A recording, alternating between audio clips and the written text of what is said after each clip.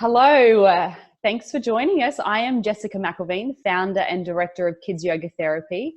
And today I am thrilled to be joined by Professor Tony Attwood. And for those of you who don't know Tony, he is an absolute world-renowned lead expert in all things autism. And, as most of you would know, special needs and trauma is something that we specialize in. And that's, of course, why I thought Tony would be the best person to reach out to and really gather some important information for you all. And that's my intention here, is to bring the most up-to-date information and the helpful information that you're often seeking as parents. So thank you so much, Tony, for joining us. Thank you, Jess. Thank you. So you have a couple of clinics in Brisbane, which is really wonderful for people to know about. And maybe if you could just share where they are, and then we'll get into the interesting stuff. Okay. First of all, I have a clinic, which is where this is being recorded, in Petrie. It's the ground floor of my house, which is lovely. But I also work with colleagues at the Minds and Hearts Clinic in West End. So those are the two areas I work in Brisbane. But I also travel all over the world, supervise research. And there are some with autism that I've first met when they were 2 to 3 years old, and they're now in their late 20s and 30s. Excellent. That's so great that you really do have such a long-term idea of the impact of autism over a lifespan and what that looks like. It is. But I must admit, there's another dimension, which is now public knowledge. And that is that I have a son on the spectrum, William, and he has what we call Aspergers syndrome, autism level 1. And he's had many major issues. So I know, not just from the professional point of view, but also being a parent and the challenges there. So perfect. I know that side too. Great, which will be really helpful for everybody listening. So how old is your son, Tony? He's 37. Yeah, okay, brilliant. So I guess if we can just start, because, the word autism and the Aspergers, it's, they're two terms that sometimes interlink and then they don't, and sometimes it can be a little bit confusing. And I know when I'm speaking to other people, they don't know which one to use. Has Aspergers left the building? Is it still here? What does it actually all mean? I'm very confused. So maybe if you can clear that up for us, first of all. You're not the only one who's confused. What it means, we use the term autism spectrum disorder. Autism is such a mixed bag. There are so many different expressions of it. And as time goes by, we use different terms. The term Asperger syndrome was named after Hans Asperger and described someone who had fluent speech, was at an ordinary school, but had major difficulties making friends, being anxious, and sensory sensitivity. And we've now combined a whole range of expressions of autism in autism spectrum disorders, levels 1, 2, and 3. Level 3 is a very severe expression, very high support needs. 2 in between, and level 1 is what was formerly known as Asperger syndrome. So if I write a report, I'll say that this person has autism spectrum disorder level 1, formerly known as Asperger syndrome. Okay, perfect. Thank you. So clear now. Thank you for clearing that up. So I guess let's dive into what exactly is it, because it can show up very differently in children. So I guess I'm interested to know, in your opinion and what you've seen and the research, what is it? What is autism? Okay. Now, when I started in this area over 40 years ago, it was rare. 1 in 2,500 children. Now, in America, they've been doing regular research, and it's now about 1 in 60 children. And the way I describe it is the metaphor of visual impairment. On visual impairment, you've got someone who's blind and somebody who needs glasses. Technically, I'm visually impaired, but I'm not blind. Okay. So you've got a dimension of visual impairment. In autism, it's a dimension of social impairment, understanding and relating to people. So there are different levels of expression. But within autism, we now know it's 1 in 60, but also there's a range of key features, I suppose, in essence, the greatest component of autism is a difficulty understanding people. Mhm. That is reading facial expressions, body language, tone of voice, a reciprocal interaction. It's making and keeping friends. So typical kids are born pre-wired to understand people without any explanation. You don't have school courses in friendship. They just aren't needed. You don't have courses in reading facial expressions. But for those with autism, they're totally confused by that. Mm-hmm. But there are other features when this occurs that tend to go with it. And one is sensory sensitivity. Mm-hmm. So certain sounds are painful, certain aromas, not liking seams or labels in clothing. And the sensory world is really quite aversive. You also have difficulty coping with change. And although you may find people difficult to understand, you're often very talented in things like Lego or drawing, or you sing in perfect pitch.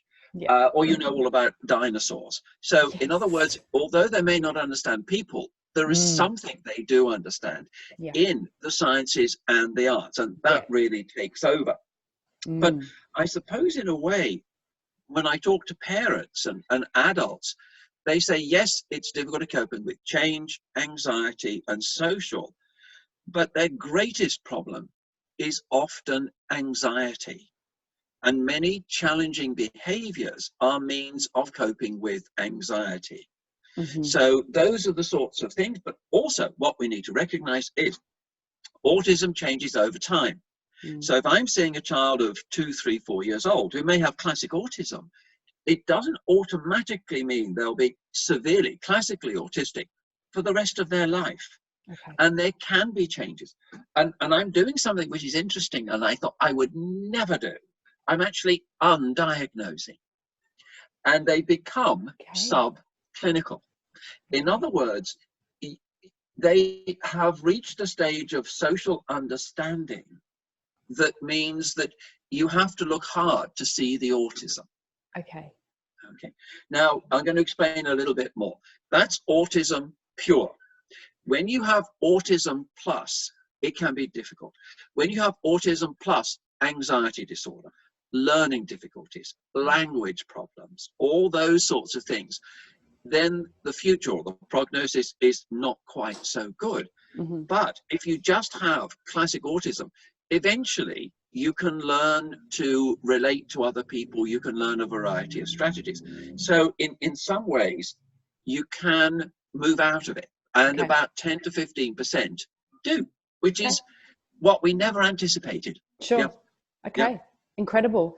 And so in the research at the moment, Tony, is there any indication as to how it's being undiagnosed? You know, what are the main features in these children? What's happened in their journey, in their families, in their therapeutic journey? Is there something that you feel has helped with the undiagnosis? Yeah, no, good question. First of all, it tends to be autism, not autism plus learning difficulty, anxiety disorder, language difficulty. So, secondly, they've had support from parents, unconditional love and acceptance, which translates into self-confidence, self-reliance, which has helped them throughout life. No matter what, mum and dad will always be there to accept me. So parental encouragement as well as acceptance has been crucial. Another one has been in terms of meeting teachers and peers that are accepting and supportive, especially in the high school years. Because they're very prone to bullying and teasing. So it's having other kids to support them has been another indicator, because often they are traumatized by bullying and teasing and all those sorts of things. So it eventually comes to a point where the characteristics of autism has gone. I'm going to give you now my own personal definition of autism. My definition is autism describes someone who in life has found something more interesting and enjoyable than socializing. And I love that one. I love that one. Yes. Okay. And it's a different way of perceiving, thinking, learning, and relating. Mm-hmm. You perceive the world through different eyes. You notice things that other people don't notice, and things you miss. So it's a different way of perceiving. It's thinking, and that is there. A different way of thinking is often one that has a problem converting thoughts into speech. Okay. There's also a different way of learning, because most teaching is a social conversational experience. Social conversation is not their strength. True. And it's a different way of relating in many ways. And the anticipation is, as a neurodevelopmental disorder, it's not necessarily an eternal absence. Eventually, you may be able to acquire those skills. It's not overnight, but it takes time. Sure. Yeah. Okay. That's so thorough and so clear. Wonderful. So I would like to touch on then what you feel are the biggest myths around it, because there's so many. You can find a research article to support anything, actually. And there's lots of conversations going on. We've got diet, we've got vaccines, we've got different elements like this that some people don't believe in it. So what do you feel are the biggest myths around autism that you come across? My own view is a misinterpretation of the research, and that is that those with autism lack empathy. Okay, because they can be some of the kindest people I know, really kind. The problem is reading the signals that indicate you need to give gestures of affection, etc. And also gestures of affection may not work for the child. It's not a hug, it's a squeeze. And why are you squeezing me? And how does squeezing me solve the problem? So it means that quite often the child doesn't read the signals or doesn't know how to respond. But it's not that they don't care. In fact, they care too much. And sometimes one of the reasons for the social withdrawal is not because of social confusion or sensory sensitivity. It's protection by being very sensitive to negative mood in others. So when someone is irritated, agitated, disappointed, they become really quite upset by it. They don't have a shield. The next myth is that it's nearly all boys. And the latest thing we're describing is that the ratio is actually 2 to 1, 2 boys to each girl. Yes, there are more boys, but the girls have a different way of coping with it, of observing, analyzing, imitating, creating a mask, cloning themselves on other kids, which means that you don't see the real person. I saw yesterday a diagnostic assessment of an 8-year-old child, and I was chatting to her and so on, and she's very intelligent. And then I suddenly realized she was totally duplicating my body language. Every posture I moved into, she followed and did it as a mimic. But that's a very intelligent way of fitting in, is by imitation. And so that person was assumed to be reciprocal and so on, but they were just copying, not necessarily understanding. So I think that's a myth. There's a myth that there's one simple cause for autism. I think there are autisms. There are many descriptions. Autism describes someone who finds people difficult to understand.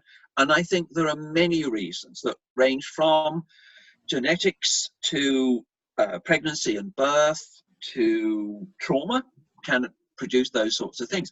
So I think there are many types of autism, and we will not find one area of the brain or one treatment is the panacea for all. Yes. Okay. So then with these children and what you're seeing, what are the biggest challenges for them? So I know we've got learning difficulties and socialization. You definitely have brought that up. So because we've got home life and then we've got life outside of the home. And often with families that I'm working with, they will share. Outside is completely different. So at school, these children are really trying to keep their stuff together, right? They're really trying. That mask is showing quite a lot.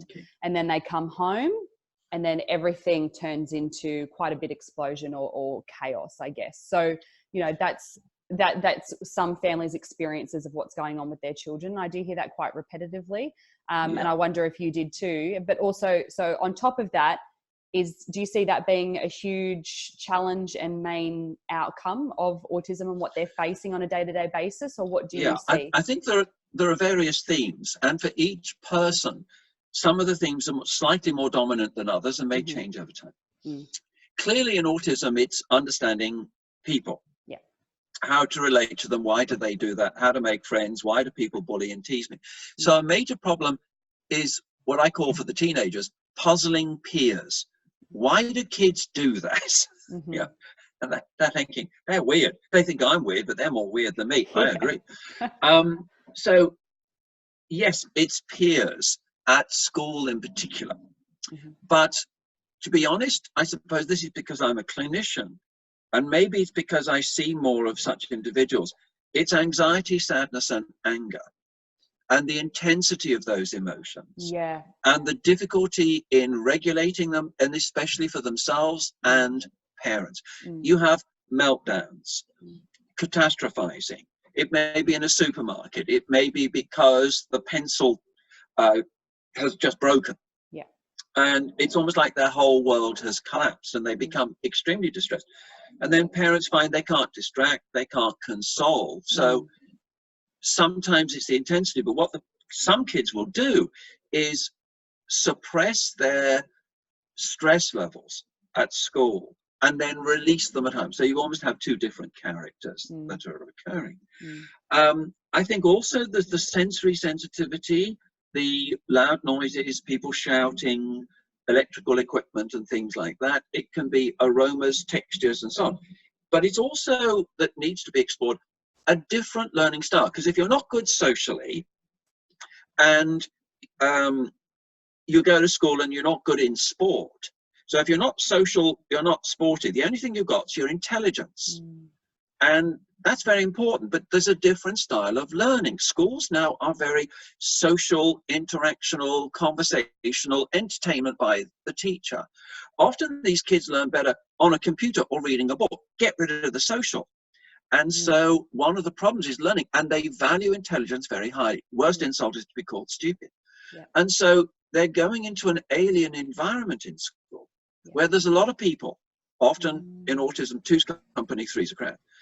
It's very overwhelmingly social, conversational. There are sensory experiences, there are frustrations and failures that are occurring. I think some kids are incredibly brave to actually go to school. And I quite understand school refusal because it's absolutely overwhelming for them. So I think for children, the biggest challenge is trying to make them, shall we say, become like everyone else in a social situation. Okay. And so I guess moving on to, you know, what's effective and what helps to support these children. And I acknowledge and I want to make clear this is, they need to be accepted for who they are wholly and completely, and they need that from their families all of the time, that unconditional love regardless of who they are, who they aren't. That's really a core value of mine with these children. But what is going to help them the most? What interventions are working the best in your eyes? What therapies? What's effective? Okay, now I've known for over 40 years, so many different therapies come in. Yes. Some I thought, oh, the good bits in that, other bits I've gone, not so sure.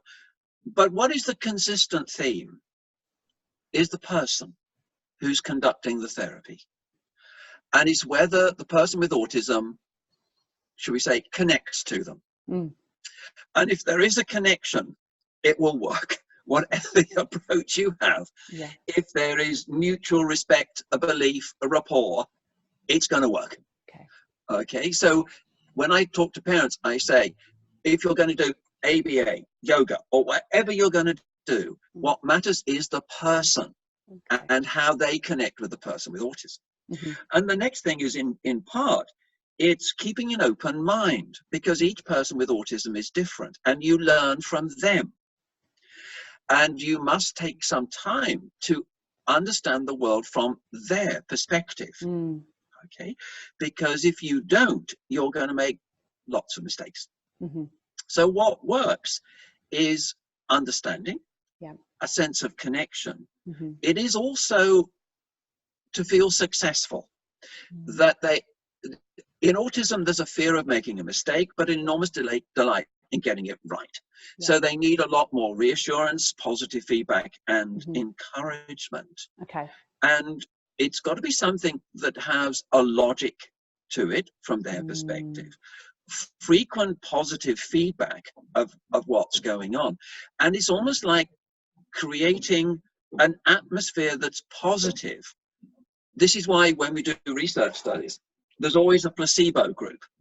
And what works is being positive, to be honest. And the placebo group often work because there's a promise, there's a hope, and it works. The placebo group always improve because you've changed attitude. And parents are now seeing positives, not negatives. They're being encouraging, and that works. So that's my own personal belief, is that attitude is perhaps the best therapy of all the official therapies. Okay.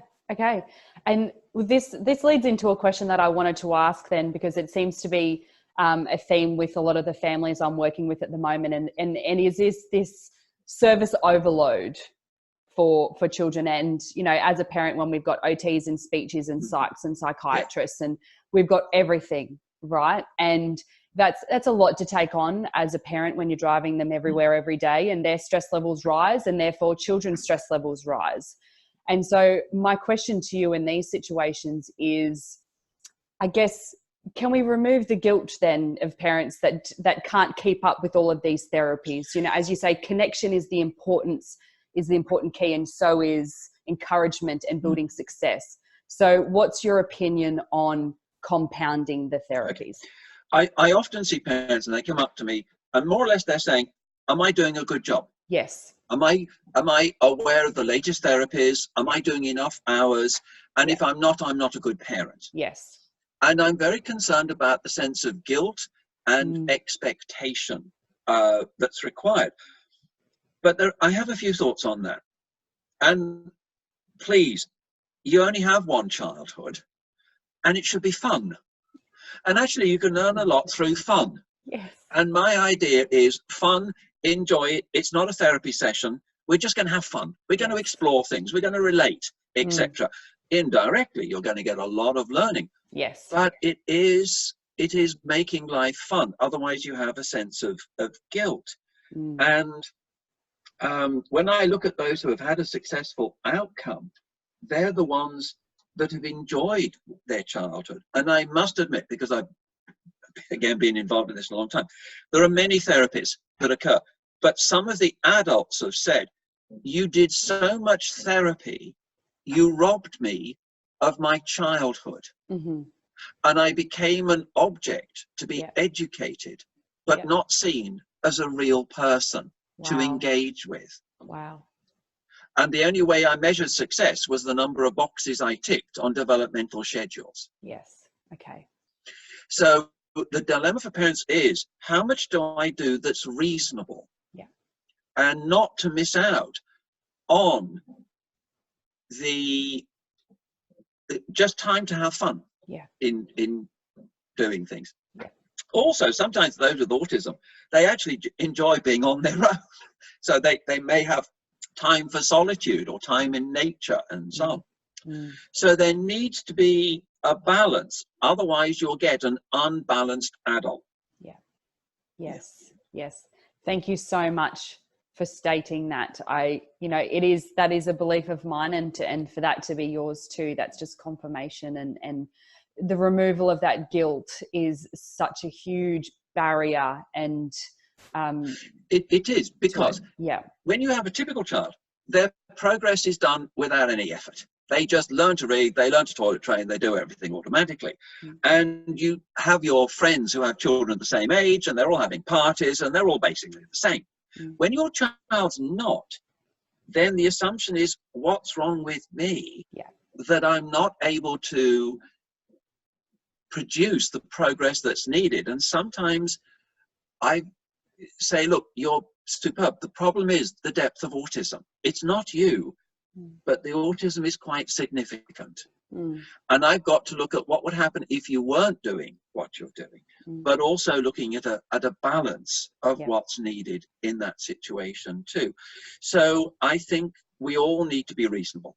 Yeah, perfect. Beautiful. And so I guess with helping children with school is a major thing for kids with autism. It really is. So I guess for parents who are watching this, where the struggle is school, the sensory overwhelm, the learning difficulties, because as you say, there's social conversations and that's really difficult for them to understand. So what do you, in conversations with families, and if you do have conversations with schools too, what do you feel like parents can do to support that environment for their children? What's something they can do for their child? I think that they need a good liaison with the teacher. Okay. They need a good rapport because they work together as a team. So each teacher is different. Some teachers get autism and some don't, and probably never will. But for those who do, they can demonstrate what's involved. So for parents, I would say to work cooperatively, not critically, with the teacher, I think is going to be important. Secondly, the other kids are natural child psychologists, and they know that this child is different, and that's going to affect their rapport, support, and bullying and teasing. So the teacher with the parents needs to make sure that it's a supportive environment from the peers, that they are accepted. Often if the teacher accepts the child, then the children will as well, because the teacher sets the thing. But also I think to realize that when the child comes home, they have been stressed out, and not necessarily say, how was school, how did it go, tell me about it, and as far as the kid is concerned, I don't want to be cross-examined, etc. It's just, what can we do for you to get over it? Do you want to be alone? Do you want to bounce on your trampoline? Do you want to talk about it? Do you want to play with Lego? So in other words, it's over. It's done. Let's refresh yourself. This is home now. This is your sanctuary. Within reason with computer programs, because there is an issue of that becoming too much. But the kids are saying, don't interrogate me. I just want to get over it. Now, what other things that the parents may do is, if there are one or two kids who seem to relate to your son or daughter, is to foster that friendship, because they are your eyes and ears when there's no teacher around at school. They may protect them, they may support them. So you need to bring into the loop one or two other kids who don't need to know diagnostic terms, but they need to be there, that sometimes when he or she is not sure, you might be able to help them, protect them, guide them, support them, whisper in their ear. If they can't know what to do and the teacher's busy, you might go over and explain. So it's looking and recruiting one or two other kids that are able to support the person, and parents can then do that by play dates and a whole range of things, and say thank you and so on, and encourage them. So those are the sorts of things a parent can do. Beautiful. Okay. And you raised a really a hot topic there, right? Technology and games, and that probably deserves an interview on its own. However, what's your opinion on that for these children? Because there is a risk of that having the numbing effect, right? Just that we want to escape from this world, escape from the reality, escape from the sensory overload, and I just don't want to feel or think, right? And that then can be quite addictive and whatnot. So what's your opinion and advice for parents when this is an issue? Okay. I think the problem is not the screen, it's what they're watching. So if it's an educational or using your intelligence to solve a problem, to get creative, I think that's a very useful tool. Okay. But when it becomes a form of entertainment that is addictive, and a lot of the games are designed to be addictive, and for those with autism history, you don't have an issue of friendship and you're valued because of your knowledge and you are very practiced at the game. And the risk is it becomes an addiction, an escape from reality. It's like giving or whiskey. Yeah. And it gives an altered state of consciousness, often a sense of well-being that is better than reality. Yeah. And if you're not careful, this then becomes hard to remove because there's very little that is as good as that. Yeah. And they will become using emotional blackmail, a whole range of tantrums and so on, if they are denied access. Fantastic. As a source of addiction, I'm very worried. And when we look at what are the causes of addiction generally in the general population, it's a lack of connection. But of course, those with autism, by definition, have a problem with connection. So you can see why addiction is a risk